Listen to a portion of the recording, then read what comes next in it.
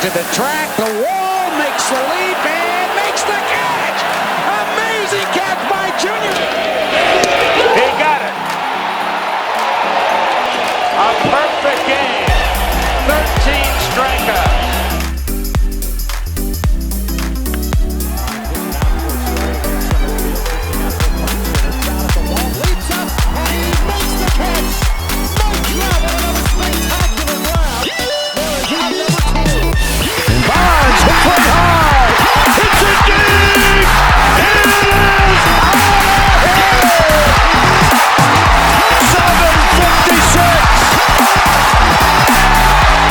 What a special moment for Barry Bonds. Swinging a long drive, deep to right, going, goodbye! He has done it! He has changed the game of the night with one swing of his bat! Hello and welcome to episode number 9 of Champions Adjust podcast. Your most favoriteest baseball podcast. We say that we cover everything from bat flips to short hops, but we have yet to cover bat flips. And I think we mention it almost every single episode. And I don't think we've covered short hops. Definitely not short hops. Yeah. Either. So I guess all the information that we cover is jumbled in between those two very different categories. But if you're viewing this on YouTube, you can see that Coach Bodson is not with us today. But Coach Sander Bryan is back. And he's officially made it to the couch for the first time on episode 9. How do you feel about that? I feel special. You know, I was on the WWE chair over there for. You were on the WrestleMania chair. WrestleMania, 7 episodes. So yeah, the couch is nice. Welcome back to the pod. Yeah, we missed you on episode 8. Yeah, I missed you guys. I listened to every minute of it. Sounds like you guys had a good time. A lot of success in that World Series. So happy for you guys. But a little FOMO, you know. A little FOMO. Yeah. We missed you. It wasn't the same without you. You know, I think the 3-person dynamic is pretty cool. Yeah. Because we're all so different. Yeah. I don't have to talk as much because Bodson talks a little bit. Yeah, I think that's a good way to put it. Yeah. So, but now I gotta talk. So you do. See how that goes. I got a lot of questions to ask you. This episode's gonna be mostly about you. I'll chime in. I don't know how I feel about that, but we'll let it roll. Yeah, let's do it. It'll be like a 30-minute episode. I won't make you talk for an hour and 20 minutes. Let's do it, man. But Bodson, I know you're listening to this. We miss you, and everyone, all 3 of us will be back for sure. I can't promise when the episode will happen, but for sure for episode number 10, which will be the last episode in the season. We'll take a little hiatus, probably 2 months, and then we'll come back strong with some more content for you guys, and maybe some other stuff that could be in the works, possibly that I mentioned in episode 8, that Coach Sander Bryan and I have now been talking about, and we're gonna work some magic with the Champions Adjust brand. Yeah, dude, that's super exciting. I think we can do a lot with that. Absolutely. Okay, first question. Been like a month since I've seen you. How many days have you actually spent at home? I can tell you how many days I've spent in Florida, and it's probably 1 or 2 too many. But yeah, we took our show on the road to Panama City Beach for our World Series. Was there for 6 nights. Actually came home a day early because I had to get the hell out of PCB for various reasons. We might get into that in a little bit. Mm-hmm. And then spent 6 days at home trying to get back in a rhythm at work and sleep in my own bed, which is nice. And then went back to Florida. A little bit nicer accommodations, a little better setup with my family for the 4th of July. And I spent a week there. So been back here since Friday, and I'm going to Mexico next week. So woo! Yeah, crazy. But yeah, it's been a nice change of pace. Don't have to be up at the facility, don't have to be at practice. But I think you guys mentioned it last week, when there's such an abrupt cut off to the season. It was super weird. We said bye in Panama City, and I don't think I've seen any of my guys since then. So it's been different. I miss the guys and miss being around baseball, but it has been nice to just take a deep breath and kind of chill for a little bit, be able to see my wife and go to dinner and hang out on the couch a little bit. Yeah, having some nights off after not having any off for 4 or 5 straight months. Yeah, it's a total grind, man. But it makes it all worth it, at the end. But yeah, this has been refreshing. It's just what I needed, and then back at it in a couple months. I don't even know when fall ball starts, but I'm not looking that far ahead just yet. I'm taking it day by day. Yeah, no doubt.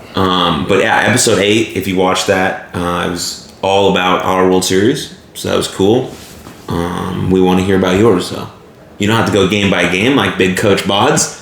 But if you give us a quick rundown, how'd you guys do? How'd you guys play? How did it end up? Any standout performances? What do we got?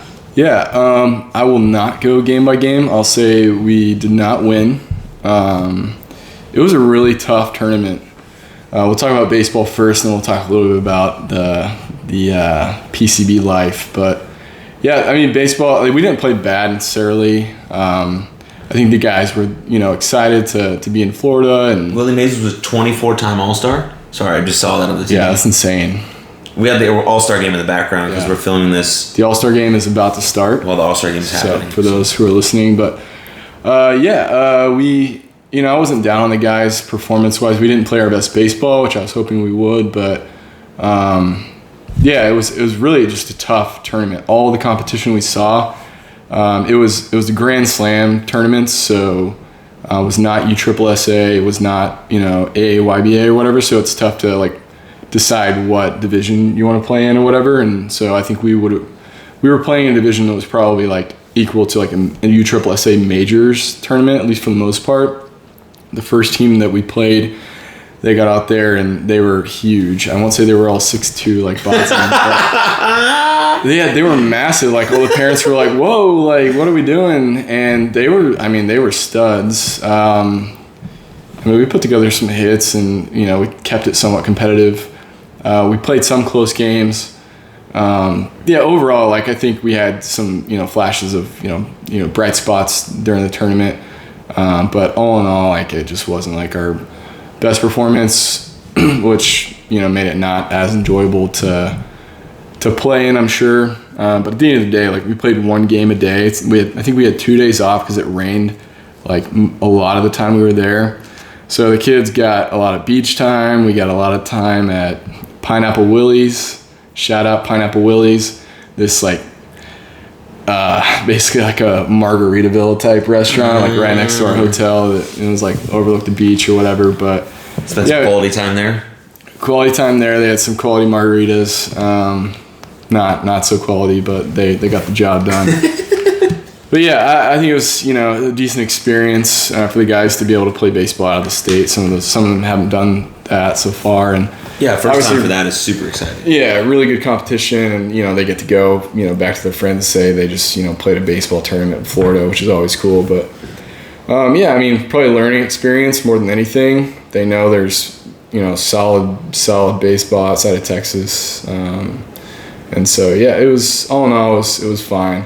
I will say and this is no discredit to the people that put a lot of time into planning the trip, and ultimately I think I was the one who made the decision to go to Panama City Beach. But if you're listening to this and you're considering going to that tournament, I would probably think twice about it, because PCB is not exactly the most enjoyable place to be. Kind of smells like sewage a little bit. Tough to find a decent restaurant to go to, and when you do, there's a 2-hour wait. Everything is crazy packed. The hotel that we stayed at was it was a huge condo building, 25 stories, 4 elevators. So there's no less than probably 1,200, 1,500 units, no lie. It overlooked the beach, which was cool. The beach was packed every day. But 4 elevators for probably 10,000 people staying in the condo was a nightmare. And the parking garage took 30 minutes to get up, and then you couldn't find a parking spot. So there were some frustrated parents. It was all kind of we all just kind of laughed it off at some points, wow, how did we end up here? But and then at night, you're trying to sleep, whatever time that might be, and there's 500 other kids that are playing the tournament that are staying in your same facility or whatever, or kids that are just there for vacation. I would never go there for a normal vacation, but there's people, every unit overlooks the beach, so people are out on their balconies, and it's in kind of like a half circle shape, so it's like an amphitheater of sorts, and people are just howling, playing music all night. So if you wanted to get some quality sleep, good luck. Not a chance. Yeah, it was an interesting experience, learning experience on the baseball field, and also learning experience in that I'm not in any hurry to go back to Panama City or anywhere close. But yeah, anyways, I was proud of the guys. I mean, at the end of the day, that was our last tournament, and so it was tough. That last little like message, I couldn't really find the words to, express like what the season meant to me, or, I was trying to find some like parting words to the guys, and it was tough because like we just lost a baseball game. But I was proud of the guys, for the season. We did have some bright spots. There was a lot of learning, a lot of developing. We came together as a team, I think, more than you realize. Like in reflection, it's been cool to look back and see kind of where we started, a lot of different personalities, some guys that weren't friends, and they made friends with their teammates and things like that. So I was just like a little piece of the puzzle, a very little piece, and I hope they, had a good season. Hope they learned a little bit, and more importantly, I hope that going into the fall, going into, next spring, and even in high school, they can look back and like remember of maybe 2-3 things that I told them that could be impactful. So yeah, it was cool. That was a lot of words from me. I think that was probably my record for the pod. So. Let's go.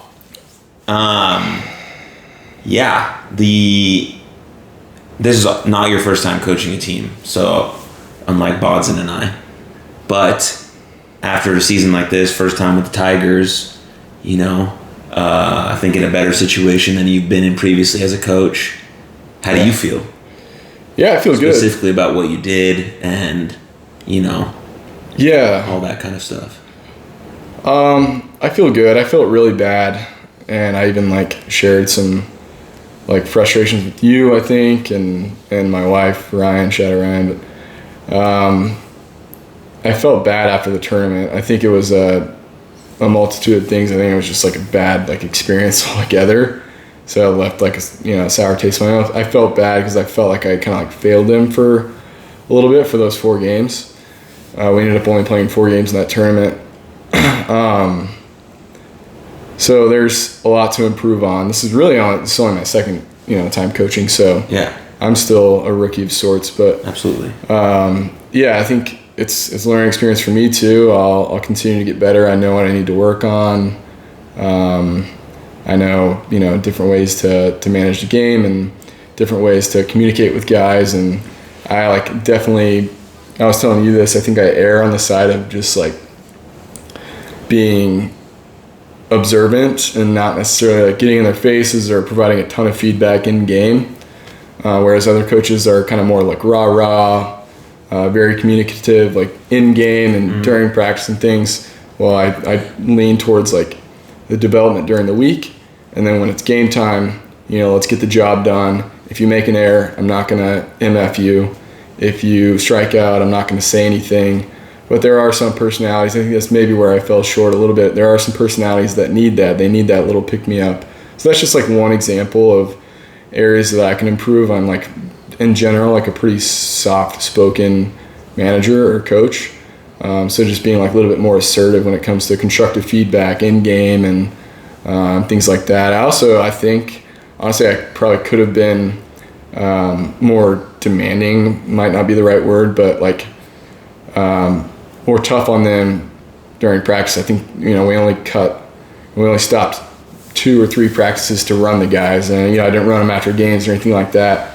Not to say that's the best solution to teaching lessons, but they have to learn to work hard, and they have to learn that your best effort or not your best effort is not excusable. You know what I mean? So I don't know. I feel like I was pretty easy on them, and in some ways I probably could have demanded more from the guys. But all in all, I'm fairly pleased. I think most of them had a pretty good experience. I didn't play favorites or anything like that. I had a good group of guys, so all credit goes to them. They meshed well, they played well, I think they improved, and there's a lot of potential for each one of them. Yeah. So. That's the challenging part about coaching a brand new team, is that the best way to know how someone responds to the words you say is by getting to know them. In the beginning of the season, you don't really know the kids. Mm-hmm. You try to approach it in this way that might suit everyone the best, and then by the end of the season, you know the kids really well. You know the parents of the kids really well, and you can kind of fine-tune your words more to cater to each player. But then you feel like once you start to get in that groove, the season's over. Yeah, for sure. And that, for me, was a challenging part. Yeah, and the season's relatively short when you think about it. You're only playing games for 2.5, maybe 3 months, and by the time you do start to learn these guys and pick up on their needs and their personalities a little bit, it's almost over. Yeah. So hopefully there will be some continuity going into the fall and the spring with some of the same guys. I definitely envy the coaches who have previous relationships with the guys they're coaching, because they're already a step ahead when it comes to knowing how they respond and things like that. But I did the most with what I had, I think. Yeah. Now where you're at, you're sending player evaluations, things of that nature to your team, or getting ready for tryouts, or what's going on now? Yeah, I try to give myself a couple weeks to rest, think about things, and then I think they all needed a break too. But for sure, tryouts for fall are coming up quickly, fast approaching. So yeah, they deserve some feedback. In depth, so I'm sending out player evaluations, kind of on a grading scale, but also with notes, telling them specifically what would be the most impactful thing to work on in the off season. Mm-hmm. What could really elevate your game, and there's something for everybody, from the least talented player or whatever to a kid who just blew everybody away and doesn't have a ton of weaknesses. They can all improve in some way, and so I try to get them to understand is at 13 years old, it's not always about the level that you're playing at. When it comes to your team, you don't have to be on the best team. You have to be you want to be in the right situation to succeed. You want to be challenged, no doubt. You don't want to settle for playing on a team that you're way better than everybody. And so, those kids should be elevated, but you also don't want to be in a situation where you're not finding success, not finding any success or very little, because that can drag you down. There's so many kids, and I look back at my first experience coaching, and I like to tell this story because I see this in maybe a couple guys that I had this year. The first time I coached, I had a kid who was undersized, slow, didn't have a ton of just raw talent. He was a good kid, but if you had to if I had to make cuts after that season, which I didn't, because I was done for a little bit. If I had to make cuts, he would have been on the short list to cut. And then now I still have his parents on Facebook or whatever, keep up with his dad a little bit. He's a junior going into senior year, getting legit Division I looks, playing perfect game. He's grown, he's developed, and then he throws 92 off the mound. So yeah, that's not to any credit of my own by any means, but it just goes to show that even if you don't see a ton of success at this age or at this level, you've still got 5 years to, those are the years that really count. So put yourself in the right position to succeed, challenge yourself, continue to develop. I actually just got off the phone with another guy who I coached his son, same team. And similar situation, this kid was pretty good at the time. He was small, and he's now getting a lot of looks. He's actually talking to the school that I went to, kind of put them in touch. But his dad's asking me a lot of questions. So I've kind of been there and experienced all that. And I'm like, dude, just be patient. He's going to his senior year as well. I was be patient. He's still got so much development ahead of him. Mm-hmm. Even if it goes into college, he could be a stick in college, not have much power, but as you develop and get bigger or whatever. All that to say, 13-year-old baseball is a prime time for like learning those habits and finding out what it takes to, you know, succeed or like, you know, play at the next level, or finding out how much you really want it. Yeah. But by no means is it indicative of where you'll be in 3-4 years down the road, because everybody, you know, develops at a different speed. So Absolutely. I mean, I can relate that exact story to my journey. Like at 13, I was not good at baseball. Yeah. I wouldn't have made any select team, you know, but I loved it. My mom put me on as many teams as that would take me, and I just kept playing, started doing lessons, you know, and then by my senior year, I was 6'1", 220 pounds, you know, still only had one Division I offer, but that's more than most.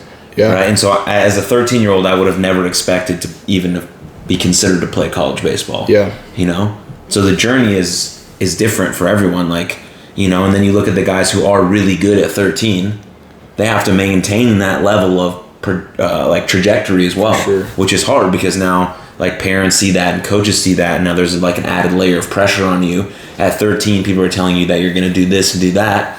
And for a 13-year-old who just likes to go out and have fun and wear Mike Trout cleats and 2 chains, you know, thinking about all this other added pressure of baseball becomes very, very hard. So there's different types of things that can happen for each individual player wherever you're at specifically in your kind of journey of baseball. Yeah, no doubt, man. It all goes back to like what we try to talk about is like, don't let baseball define you. Mm-hmm. And that goes for more than just baseball. Don't let your job define you. Don't let your, you know, situation, don't let your friends define you, whatever. I mean, my thing is like, you're a person first, you're a student second, and you're, you know, a baseball player third. And if you're not a baseball player, that's okay. Yeah. You know, so many of these kids, they want to play baseball so bad, and they could probably continue to play. But when it comes down to it, when we look back in 4 years, 5 years, at least half of these kids probably won't be playing college baseball. They might be playing college football. They might be, you know, going to school, being in a fraternity or whatever. So right. It's so easy for, you know, parents to want to push their kids, which is fine. Kids want to, you know, push themselves. They really want it. That's great. But at the end of the day, like, you have to be a person first and be okay, like, in your own skin without baseball. Student second, I think, like, education and, like, a student of the world, student of the game, you know, student academically is more important, in my opinion, than, you know, than baseball. Yeah. And then, you know, a baseball player. And those 3 things can certainly coexist. Absolutely. But you got to pay attention to the first 2 before you know, worry about the game.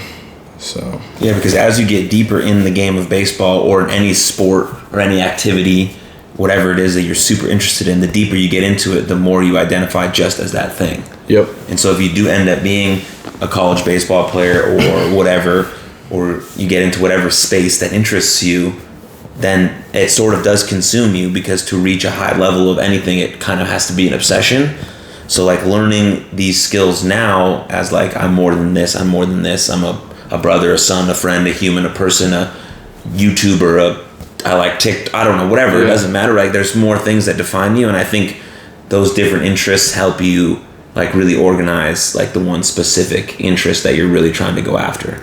Yeah. And then when that eventually ends, because it does no matter what, it ended for Michael Jordan. He's not a basketball player anymore, even though he's the best ever. Yeah. What is he else? You know, he's now a businessman, an entrepreneur. Yeah.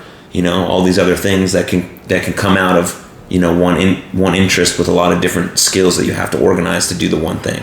Yeah. I think I said that right. Yeah. No, I totally agree. Your foundation, your purpose should, you know, your foundation is like most important. Even if you're the best, you know, baseball player in the world or whatever, mm-hmm. and if that's all you are, when you do get to the next level, you become so vulnerable to everything around you. You know, we probably have both seen countless dudes who had all the talent in the world, and then when baseball was taken away from them, or even if they were still playing baseball, they let that, you know, crumble because they were consumed by, you know, they get to college and, you know, all they can do is, you know, drink, or, you know, they get into drugs or whatever. That's like a weird example. But if your foundation is not set on the right things, you know, whether that's your faith or family or, what you believe in,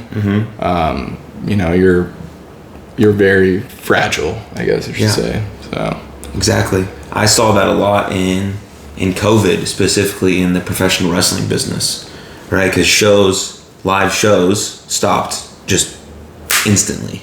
Yeah. And so guys who were making a living being professional wrestlers and having their sole identity defined as being this character that they portray in the ring 3 or 4 nights a week got immediately taken away from them, right? And for them, like a lot of people said, why didn't you have a backup plan? Well, I'm trying to pursue this dream. I didn't know I needed a backup plan because it was my full-time job. Yeah. But then during COVID, they have to kind of no wrestling, right? No shows. I'm not in front of a crowd. I'm not getting this adulation and this validation from a group of people.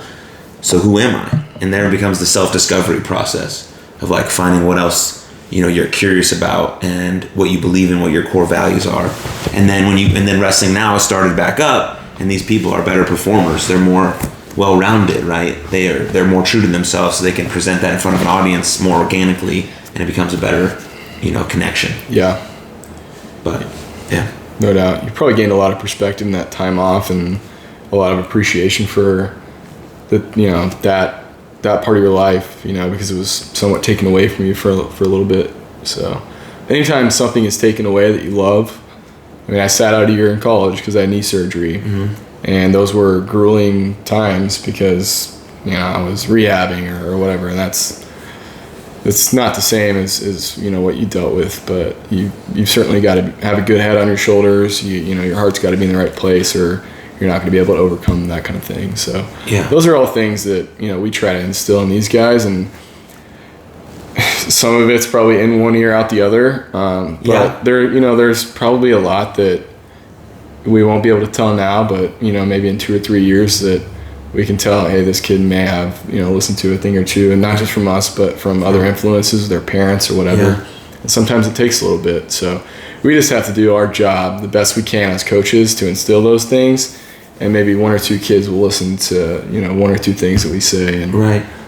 So that's really I think that's our primary responsibility as a coach, as a mentor, as an influence in these guys' lives is. Baseball is probably secondary to making sure these guys are set up for success off the field as well. Exactly. I think the kids are super attentive, and some of the most important things that we said won't hit them until they experience a situation where they might need it. Yeah. Because right now, things are kind of sunshine and rainbows for them. Yeah. Mom and dad do mostly everything for them.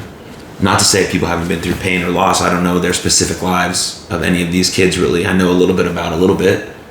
But I think things start to resonate that have been said by people they trust when the situation unfolds. And those situations may unfold whenever they unfold. Yeah. And so we will never, unless we're still around these kids, which is hard because people move on to different teams and different organizations, different lives. But that's something that we can always put in our back pocket and say, I probably did have something positive to do with that and how they dealt with that, which is cool. Because that's the domino effect of just being a good person. Yeah. Right? You never know if me and you are walking down the street in downtown Dallas, we don't know each other, and I just shoot you a smile. Mm-hmm. I'm never going to know if that changed your day. And the next person you saw, maybe you were meeting your girlfriend and you guys had a lovely day because your mood was enhanced by this little interaction. And I think those things are super important, but we don't see them. It's not something that we can grab and hold on to. Yeah, I think to be a leader, you have to be willing to do things without thanks or immediate gratification. Mm-hmm. And that's also something you learn at the end of the season. Not that I do this for any thanks. And several people have written me nice, great messages thanking me or whatever. But you have to be willing to do a somewhat thankless job for the kids and not for any gratification of your own, other than knowing that you did your best. Yeah. So, yeah. There's a lot of beauty in that. But I want to bring up something really quick. Yeah, please do. Because it's been on my mind for about the last 7 minutes.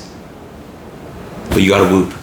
You gotta whoop, bro. Are we doing free ads? Listen, I want to talk about this. It's actually really important because when I went over to your house that one day and you made ribs with your friends, you guys told me about the whoop for the first time. Oh, yeah. Never heard about the whoop. Yeah. Since then, I've been looking at it every day. Yeah. And I want to get it. Almost pulling the trigger. But then I started taking this class, and I did this class, and one of the modules was about sleep.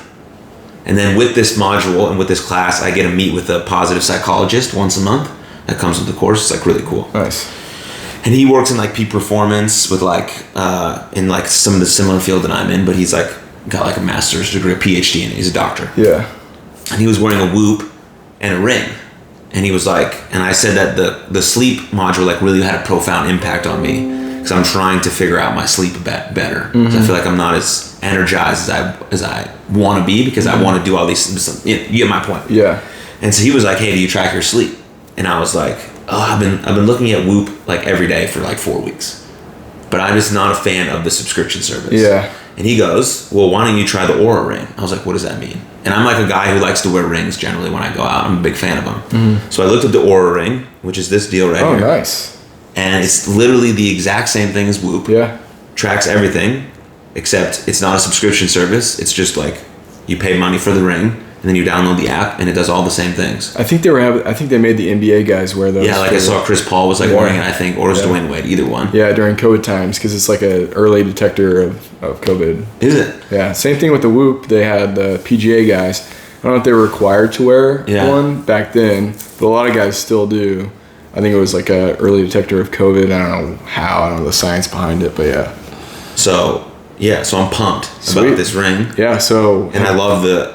Have you like been able to like see any numbers or? Yeah. So I've had it for like 1 week.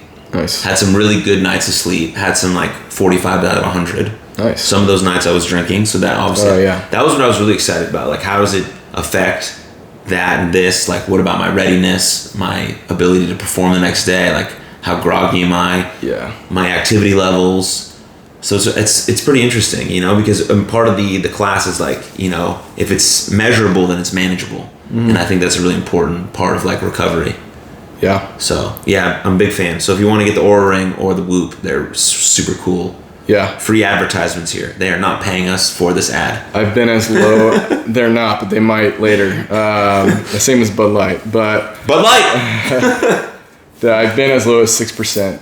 Yeah. And that night did involve drinking, I believe. But I mean, more than that, it's like if you go out and say you play around the golf or you're on the baseball field for 6 hours, your activity, your strain, as Whoop calls it, is like so high, and that you need to recover. But I was out till 12:30 or whatever, and I had to wake up the next morning. It's like 6%. I'm like, well, I should just lay in bed all day. You should. And I didn't. So yeah, it's actually pretty cool. I don't get into everything, but it's definitely cool to gain some insights on like how your body is recovering and things like that. It's huge because like on the Oura ring, it like has if like your readiness or like your sleep wasn't good, it tells you that you should do like a mindfulness moment.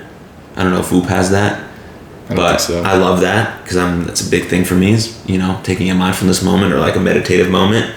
But like also to the point of recovery, it's like our culture is so predicated on like grind and hustle and work, mm-hmm. when really it should be more about leveraging your time to work for 3 or 4 or 5 hours at a maximum focus than working for 10, 12 hours just to say that you worked long hours so you can get like this weird pat on the back that you like are a hard worker, even though I could do the same amount of work in 3 to 4 hours and then focus on my sleep and then focus on my experiences and focus on my relationships. Of course, like if you work for someone, you work in an office, that's like hard to. Yeah. So there's a lot of different situations that go into that, but that's also part of the class that's about.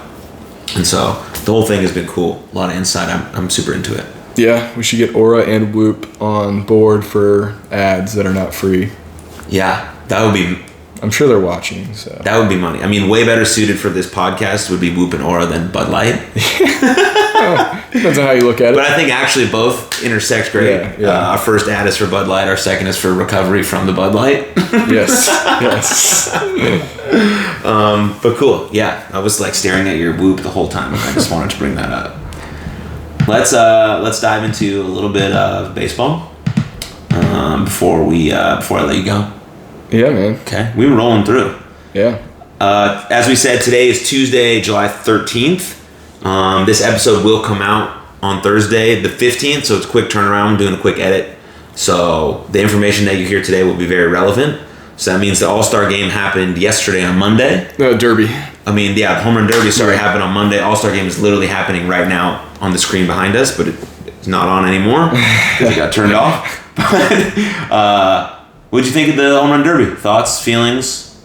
Dude, I think it's such a great event. Honestly, it was so exciting. I like the format, the bracket format, because you're going up against the guy that you're paired against or whatever. Mm-hmm. So it was exciting. Like I was out of my chair for a couple. We made bets on it. Yeah. And all that. So You and your homies? yeah, I had Gallo, and I felt really good about it. He was bounced in the first round. I think everyone felt pretty good about Gallo, and then Ohtani as well. But then they all put on a good show. It was cool. The Trey Mancini thing was really cool. Kind of put him on the map for Loved him. those who don't know his story. Yeah. No one pays attention to Baltimore Orioles baseball, so that's a name you don't hear very often. Yeah. Super cool. And as much as I hate to love the guy, Pete Alonso, that was impressive. Dude. That was actually insane. Granted, he had a wizard throwing balls to him. The guy was just putting him in his wheelhouse every time, which is awesome. Before you keep going, but how important is that in terms of Home Run Derby? Depends on who you are. If you're a guy who can spray the ball all over the field, like Juan Soto, maybe less. Right. But for him, he's mostly a pull guy. He's putting it right as well. I think it's pretty important. But any ball, he was just taking out of 500 feet. It was insane. He's got so much pop, so much raw pop. But he is not my favorite player in the world. Doesn't have to be. No, it's all right. I can not like a guy that I don't know, right? I'm going to choose not to answer that. Yeah. Okay. All right. He could be a nice guy. You can dislike what he portrays on the field or some stories you might have heard from personal friends. Yeah. But we'll leave it at that. I don't think you think about him often enough where it means anything. It doesn't. Right. It doesn't. He's living his life. You're living his life. Yep, and he's making a lot of money doing it, so good for him. So do you want to hear some stats from yesterday? So there was a 520-foot home run hit yesterday. Soto. Story. So there was 1, 2, 3, 4, 5, 6, 7, 8 home runs hit over 500 feet yesterday, or on Monday in the Home Run Derby. That's 8 out of 10 are the longest home runs since 2016. All happened in 2021 on Monday. That's awesome. Also factor that it's at Coors Field in Denver. Yeah. Sure. Yeah. But you're still hitting a ball 520 feet. Oh, yeah, no doubt. That's wild. That's insane. That's literally 100 feet over most center field walls. And 100 plus over the left field fence. So that's crazy. 300 in total homers hit in the 2021 Derby are the second highest total in the Home Run Derby's history. Yeah. And 2019 they hit 312. Holy shit. I like the format though, because in years past, when we were growing up, guys could stand in there and take 5 pitches in a row. Right. And just swing at the ones they wanted to. Right. And it became kind of like a snooze fest at some degree, because you got guys just not swinging unless they can absolutely take a homie hack. Right. Whereas now, the pitcher's got to be dialed in. You've got to be swinging every pitch. Yeah. You got to be timing it well. So I thought it was super There's fatigue that comes into play as well. Yeah. I heard a lot of people on the radio today and people outside of baseball saying that event is great. I think it's up there with the NBA dunk contest and it stuff. just looks fun. Yeah. And then the dudes after they hit are high-fiving each other, all pumping each other up because they know how fucking hard it is to hit home runs that repetitively. Yeah. And they're just look like they're having a good time. It's all about having fun. Yeah, it's cool to see personalities in the game. Love to see them shine. Yeah, there certainly are some good personalities. Also, Big Papi and Ken Griffey Jr. were there yesterday. Yeah. How many bombs do you think they could hit right now? Think they could compete? Maybe 10, 15? Or do you think they could nuke a few? Yeah, Big Papi for sure, because he's only a few years removed from the game. Right. I mean, Griffey, there's no doubt he can get a few out, but that guy's aged a little bit. He's a little chunky. Yeah. If you look at what he looked like yesterday compared to what he looked like in the movie Little Big League, they're two completely different people. When he was in his early 20s or whatever, he gained a little weight throughout his career, but now I mean, he's still fine. I'll probably look worse than that when I'm 50 or whatever, but it's just kind of funny. I would love to see him just take some few Oh, swings. yeah. He's probably just hitting 400 yards in a golf course. Right? I think he's like, has maybe the prettiest swing of Oh, all yeah. time. Just beautiful. Just and I think work of that's, art. yeah, I think everyone would agree with that. Yeah, sweet. I love the home run derby. Speaking of Pete Alonso making some money, $1 million. That was his total prize money for Alonso. And guess what his 2021 salary was? Less than that. $675. Yeah. That's like not much more than league minimum. Yeah, league minimum is $500,000. Yeah. Wow. So good for Pete. Yeah. He also said, I want your take on this. Pete Alonso said that he is the best Power hitter in the game. Yeah, power hitter in the game. What do you think? I disagree. Yeah, I don't know. I don't know if I agree with that either. I mean, I love the confidence, all about it. yeah.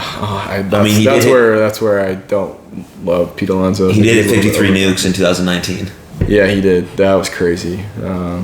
Yeah, I don't know. I mean, he's probably up there, but I'm not willing to give him that. Yeah, I don't know either. I mean, Otani's got 32 Yeah, at the All-Star break right now. Yeah. Well, we're watching just a fucking living legend this season with Shohei Otani. Dude, yeah, I think like absolute people knew about him, but global superstar. I think it took this. I think it's going to take the All-Star game for people to really like understand. You know, he's starting pitcher, leading off, and he was the number 1 seed in the home run derby. That's insane. We need a 60 home run season. I love it. Oh, yeah. Gotta have it. Yeah, for sure. Since the All-Star game is happening right now, who hits a bomb in the All-Star game? Who do you got? Let's see. You can name more than one person. Tatis. I guess Otani's starting AL. Scherzer's starting NL. I'll go Tatis, and I'll go one AL guy. Judge. Is he an all-star? Yeah. Okay, yeah. I want to see Cedric Mullins just get 5 at-bats and have another 5-hit game. Yeah. That dude's stud. It's rare to get 5 at-bats in I an know, all-star he won't game. because he'll play like 3 innings. Yeah. But Or Vladdy. dude, what a Vladdy. I wish he was in the home run derby. I think he was last year or the year before, maybe. No, I don't know. He needs to be in it. Him and Bichette. Bichette is like 6 feet tall. Yeah. But he hits tanks. Love it. He's got a 6 swing. And I'm pumped that there is a Pirates guy starting for the National League. Yeah. I feel like that hasn't happened in forever. Yeah, he's had a good season. Adam Frazier. Yeah. But All-Star game is cool. I love where baseball's going with all these young guys just taking the lead. Yeah, it sucks that Acuna's down for the year. I was just about to say that. That was heartbreaking to watch. I saw it. Another junior to add Vlad Guerrero Jr., Tatis, and then him are Yeah. shaping the game along with Otani and Trout and all these guys. Yeah, it sucks from like a Braves fan perspective and just like for the game in general. Yeah. But he'll be back, hopefully better than ever. Yeah, ACL's something like you can come back from. 23 years old. Yeah, So he'll be all right. He'll hop in right where he left off. yeah. But predictions: who's gonna win American League and National League? I'm just gonna go National League guy. Okay, cool. I'll go American League Cool. just for shits and gigs. Should we put $1 on it? Yep. Nice. Cool. Okay. All right. I got a quick story, and then that'll be it. All right. So, Champions. The idea about this podcast came from Saint O'Brien. Saint O'Brien texted us, said, "Hey, you guys want to do a podcast?" Basically, is how it happened, and I was all over the idea. I already have my own podcast called Jaxon Talks Everybody. If you want to check it out, it's pretty sweet. So I'm super into the podcasting space, the content creation, all this stuff I think is amazing. And now super into like baseball space, coaching, all this stuff. And Coach Saint O'Brien says, "Hey, you want to start a podcast?" I took that shit and ran with it.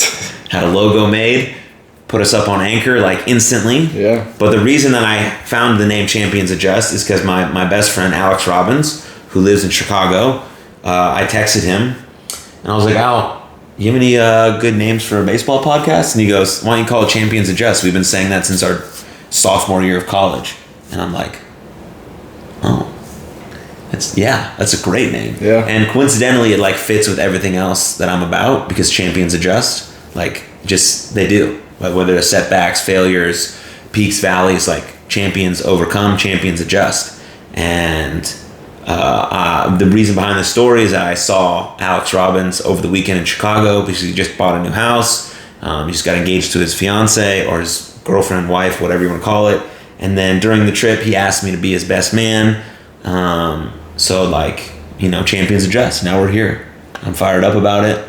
So, shout out to Al for the name. Shout out Al. He's going to be an angel investor in our upcoming launch of the sweetest lifestyle brand for baseball and golfers ever. For anybody. Yeah. For anybody. But that's where we're at. You got any closing thoughts, remarks, comments, questions, concerns, funny stories?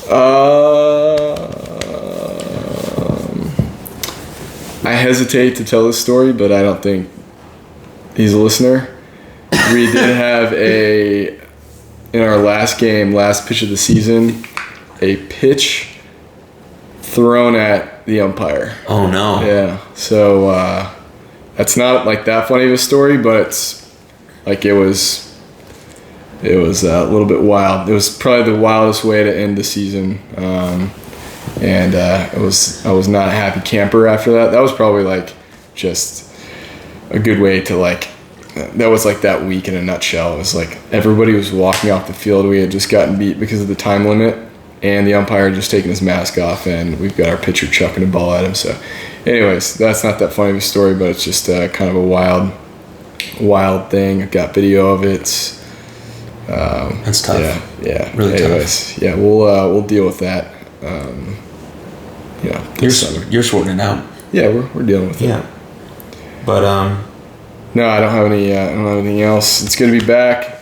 It's good to finally make it to the couch. that's right. I think you stay here. I think Bodson moves to the WrestleMania chair. Yeah, I think so too. I think he's gotten booted. He's skips this week. What has he got going on? Come on, Bods. Yeah, at least I was out of town. He's just got, He's 15 minutes away down the street. Yeah, what a loser. No, Boslin, we miss you, bro. I know you took that hard. I know you want to be here. But yeah, you'll get to listen to us Thursday. The official 3-man podcast, Champions Adjust, will be back, episode 10. We're gonna fit so much into that episode that has happened over the last month. Right, we're going to do our last Hall of Fame or Not segment with John Lester.